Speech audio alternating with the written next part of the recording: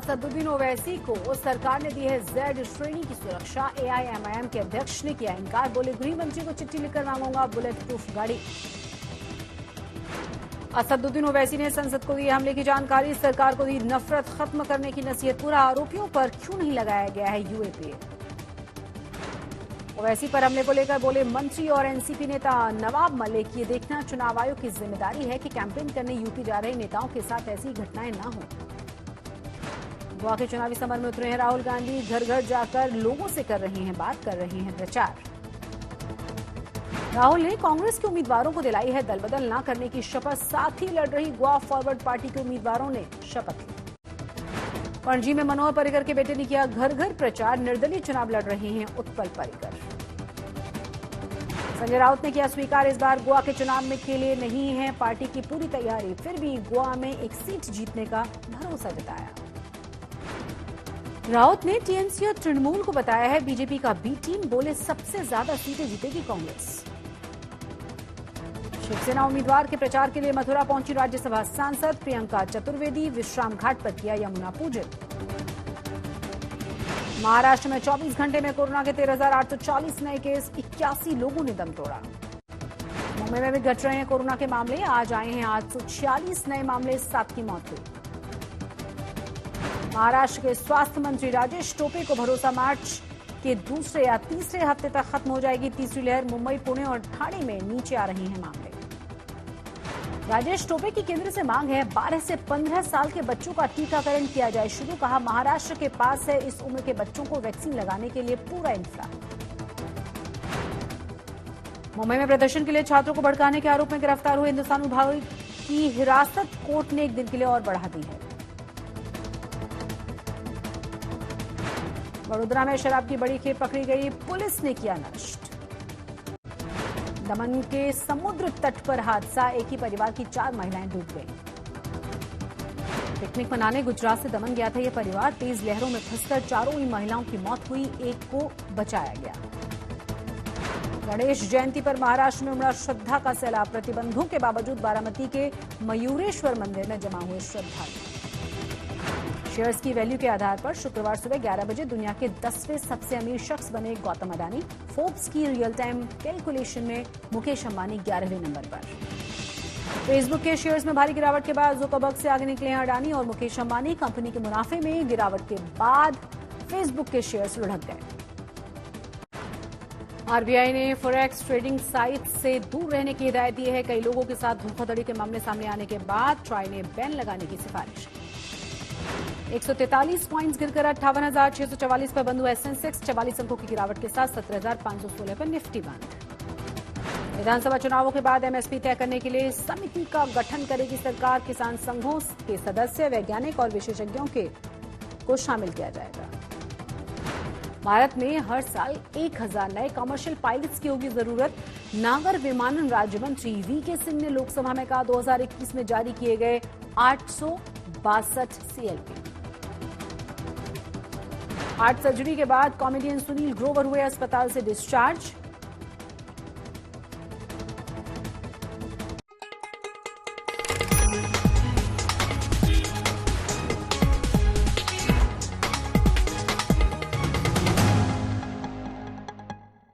नमस्कार, आप देख रहे हैं आज तक और आपके साथ मैं हूं शशि तुषार शर्मा। मुंबई मेट्रो में सबसे पहले हम बात करेंगे गोवा विधानसभा चुनावों की। तो गोवा के विधानसभा चुनावों में एक सबसे बड़ा जो मुद्दा है वो है दल बदल, जिससे जनता और पार्टियां दोनों ही परेशान है। पार्टियों का दुख यह है कि उम्मीदवार जीतने के बाद पलट जाते हैं और विरोधी दल का हाथ थाम लेते हैं। जीतने के बाद नेताओं के पाला बदलने से जनता भी खुद को ठगा हुआ महसूस करती है। गोवा में दल बदल की बड़ी शिकार है कांग्रेस पार्टी। इसीलिए आज राहुल गांधी गोवा जब पहुंचे तो अपने उम्मीदवारों को जीतने के बाद पार्टी न छोड़ने की कसम दिलाई।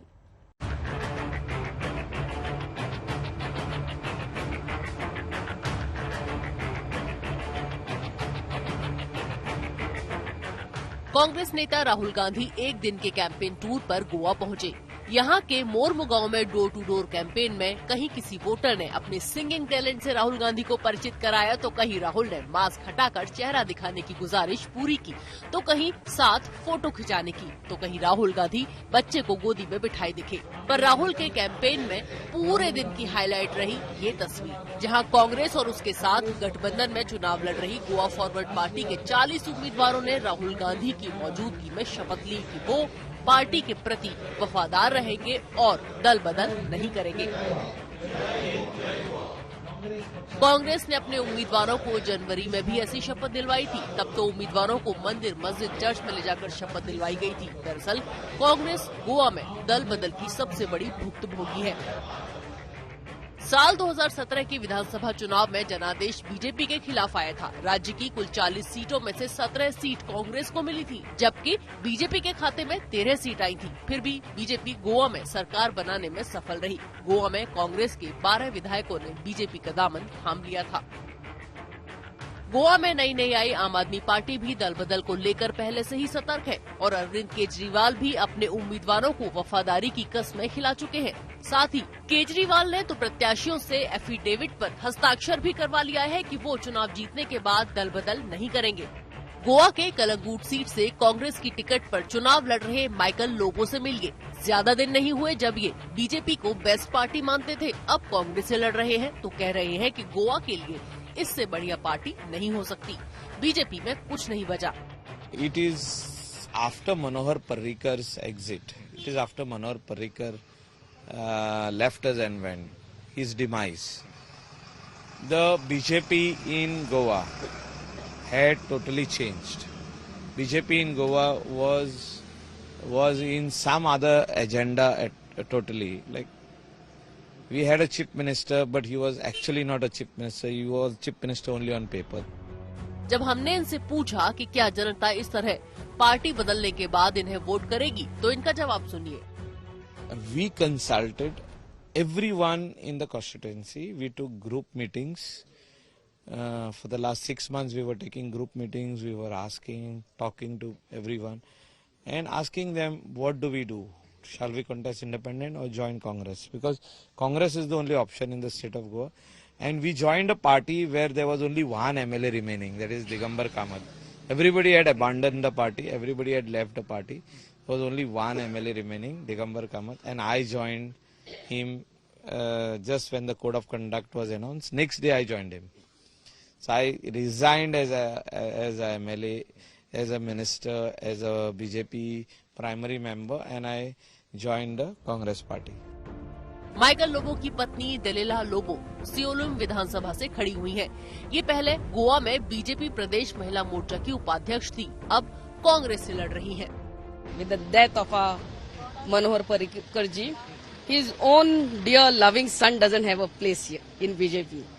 He doesn't get a place as a candidate for Panjim, BJP candidate.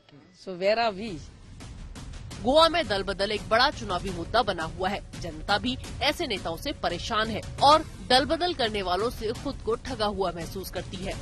कोई भी वोट एमएलए को जो हम वोट डालते, हम उसको देख के नहीं, हम जो पार्टी वो देख के वोट डालते कि हाँ ये पार्टी का क्या नेचर है, पार्टी कैसे संभालेगा आगे जाके, कैसे क्या जो भी उसका जो सिस्टम रहता है वो कैसे हैंडल करेगा, अपने को कितना फायदा देगा, क्या लॉस देगा। लेकिन मालूम पड़ा इलेक्शन के बाद में एमएलए चेंज और दूसरा पार्टी में। इलेक्शन से पहले जिसकी अगेंस्ट था, जिसके बारे में दुनिया भर का कहानी बताता है, इलेक्शन के बाद में उसका चेंज और न्यू स्टोरी चालू हो जाता है। फिर उसका दोस्त हो जाता है। इलेक्शन से पहले दुश्मन, इलेक्शन के बाद दोस्त, फिर हम दुश्मन, हम टोटल दुश्मन। तो ऐसा होना चाहिए कि नहीं होना चाहिए? बिल्कुल नहीं होना चाहिए। पहले एग्रीमेंट होना चाहिए उनको पहले एग्रीमेंट होना चाहिए। भाई हम जिसकी नाम पे भले ही इंडिपेंडेंट, हम इंडिपेंडेंट ही रहेंगे कि हम इंडिपेंडेंट के नाम पे हम जीता, हम 5 साल आपको इंडिपेंडेंट से सपोर्ट सेवा देंगे। बीजेपी के नाम पे तो बीजेपी के नाम पे सेवा देंगे, कांग्रेस है तो कांग्रेस के नाम पे सेवा देंगे। हाँ, लेकिन एग्रीमेंट होना चाहिए मेरे हिसाब से। अभी नया चालू हुआ, कल से एग्रीमेंट, देखते क्या होता है 5 साल। लगेगा तो बहुत खराब लगता है। हम एक भरोसे के ऊपर से वोट करते हैं, ऐसा करने से हमको एमएलए के ऊपर विश्वास टूट जाता है। गोवा में सभी पार्टियां अपने अपने प्रत्याशियों को दल बदल न करने की कस्में दिलाकर जनता का विश्वास जीतने की कोशिश कर रही हैं। देखना दिलचस्प होगा कि जनता सियासी दलों की शपथ पर कितना विश्वास करती है। पार्टी की आइडियोलॉजी का सम्मान करना, पार्टी के साथ लॉयल रहना, लोगों ने जो मैंडेट दिया है उसका सम्मान करना, ये सब चीजें तो अब गोवा की राजनीति में पुरानी हो चुकी हैं। जो इस वक्त चल रहा है उसे अपॉर्चुनिज्म यानी अवसरवादिता और लालच ही कहा जा सकता है। लेकिन वो सारे नेता जिन्होंने हाल फिलहाल में अपनी पार्टी बदली है, उनका यह कहना है कि उन्होंने तो सिर्फ और सिर्फ लोगों की भलाई को सोचते हुए ही ये किया है। कैमरा पर्सन राकेश थालस्कर के साथ पंकज उपाध्याय, गोवा आज तक। कल एआईएमआईएम के चीफ और सांसद असदुद्दीन ओवैसी पर हमला हुआ। 2 हमलावरों ने ओवैसी की गाड़ी पर 3 गोलियां चलाई थी। उन दोनों ही हमलावरों को न्यायिक हिरासत में भेज दिया गया है। चुनावी माहौल में हुए इस हमले के आपराधिक पहलू की जांच पुलिस कर रही है और इस हमले के राजनीतिक फायदे नुकसान की बात पार्टियों के नेता कर रहे हैं। संसद के भीतर खुद पर हुए हमलों की बात बताने के बाद जब ओवैसी बाहर आए तो हमने उनसे बात की। हमारे साथ बातचीत जब हुई तो उन्होंने कहा कि वो गृह मंत्री से बुलेट प्रूफ गाड़ी की मांग करेंगे। ओवैसी साहब, आप कल कैंपेन करने जा रहे हैं यूपी और बिना सुरक्षा के जाएंगे? हाँ, जाएंगे। ये सुरक्षा फराहम करना हमारी ये सरकार की जिम्मेदारी है। हमारा मानना यह है कि भारत के संविधान में राइट टू लाइफ एक फंडामेंटल राइट है और हमारी जान की कीमत पीलू खान, रकबर, अखलाक से बढ़ के नहीं है। आप जब सबको सुरक्षा देंगे तो हम एमपी को सुरक्षा मिलेगी। आप ये नहीं कह सकते कि हमारी जान की कीमत उन गरीबों से ज्यादा है। और हमने ये कहा है कि ये जो लड़के कल गोली चलाए हैं वो कैसे रेडिकलाइज हो चुके हैं। रेडिकलाइजेशन से भारत की यूनिटी इंटीग्रिटी को खतरा पैदा होता है। और जिन्होंने कल गोली चलाई वो कौन सी किताब पढ़कर रेडिकलाइज हुए? अब्दुल आज़म की, ऐमन अल ज़ोहरी की, या फिर सैयद कुतुब की किताब पढ़कर। रेडिकलाइजेशन एक फैक्ट है जो हम बीजेपी से कह रहे हैं। एनडीए में आप एनडीए 1 में गलती की, फिर गलती कर रहे हैं। ये आपको नुकसान पहुंचाएगा, देश को तो नुकसान हो भी रहा है। और यूएपीए क्यों नहीं लगेगा इसके ऊपर? जब एक तकरीर पर लग सकता है, जब एक फेसबुक पोस्ट पर मैच, क्रिकेट मैच के ऊपर लग सकता है, तो ये तो सिटिंग 4 मरतबा का एमपी है। दिन दहाड़े गोलियां चलाई गई और सिर्फ 307 पे बात खत्म हो जाएगी। आपका कहना है कि ये लोग सिर्फ 2 ही लोग नहीं, इनके पीछे कौन लोग? यकीनन, क्योंकि ये इतना वेल प्लान तरीके से रेकी की गई है। इनको मालूम था कि उस टोल गेट के पास गाड़ियां रुकेंगी, स्लो हो जाएंगी और 6-7 फीट के फासले से हम अपनी मौत को देख रहे थे। ये और बात है कि अल्लाह ने हमको बचा लिया। मौत तो सबको आएगी, कोई नहीं बचेगा। मगर याद रखिए, अगर आप गोली से किसी की आवाज को दबाएंगे तो वो ना देश के लिए अच्छा है, ना पार्लियामेंटेरियंस के अच्छा है, बल्कि ये रेडिकलाइजेशन अनार की तरफ लेके। आखिरी सवाल, आपकी स्पीचेस को लेकर के जिस ढंग से आप बोलते हैं, कहते हैं, उनसे वो ज्यादा उनको। आज देखिए, हम क्या बैंड बाजा की पार्टी है? हम क्या कोई गुलकार हैं? हम क्या कोई म्यूजिक लगाकर नाचेंगे?